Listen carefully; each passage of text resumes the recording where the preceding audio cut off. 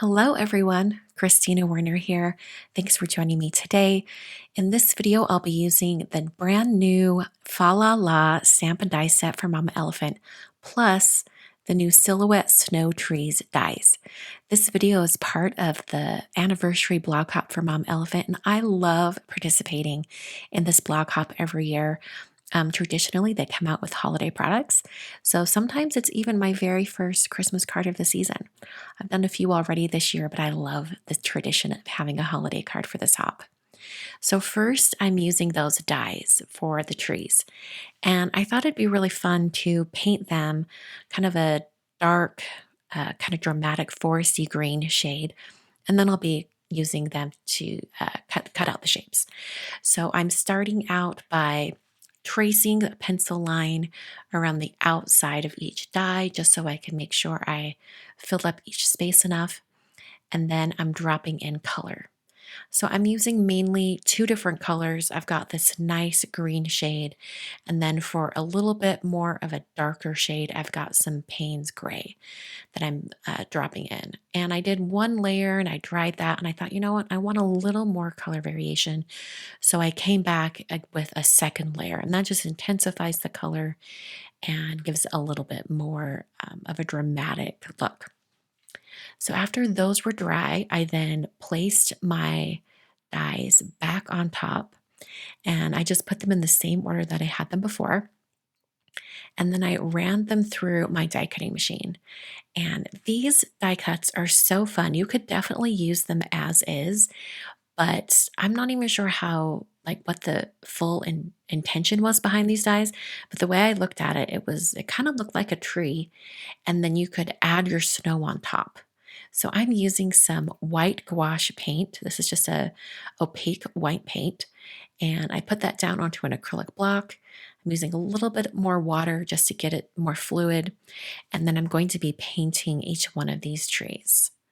So when you look at a tree in the forest, when it's covered in snow, it kind of has kind of big blobs, big sections of snow that are weighing down the branches. So I think this is really cool because you can tell the way these are designed that there's some weight to the branches, if that makes sense. So as I paint these white sections onto the trees, I'm thinking of where those big blobs of white would be.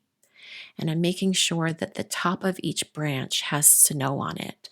And then the bottom of each section is left green so that the mind kind of fills in the gaps and creates the tree shape the way it would be. I think there's a lot of really fun things you can do with these trees. I'm building a scene with mine today, but I think you could put them on the front of a shaker card and then have all the sequin bits in the background, kind of building some depth into a scene. I think it could look really, really neat. So I set the trees aside to dry, and I'm going to work on my little critters for my scene. I'm stamping 4 of the animals from the stamp set in some antique linen distress ink. I'm actually only going to paint the bear and the bunny, but I wasn't sure at the time what I was doing.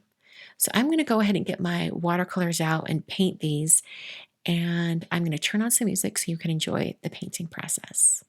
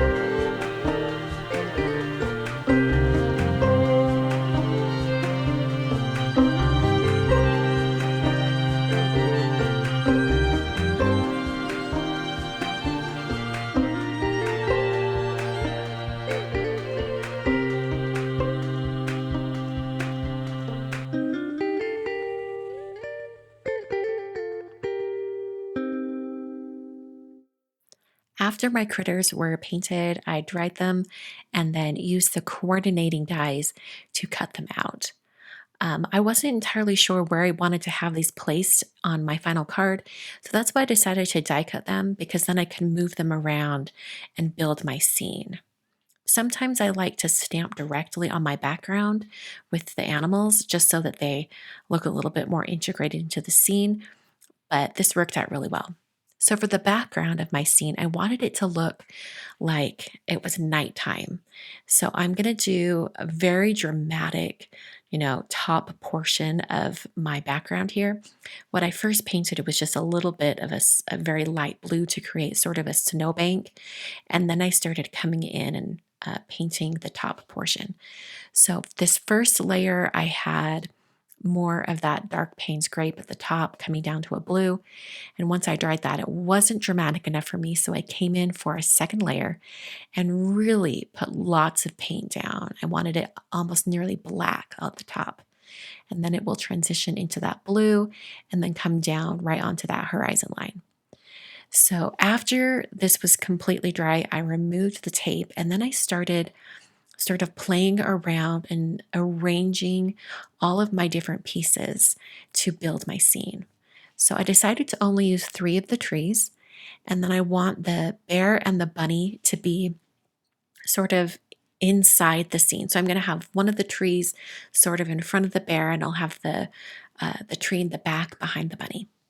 I grabbed another one of the stamp sets that came out on this release for a nice big greeting, and I'm going to place that right over there. Now, I had to stamp it, but I'd have to remove everything first.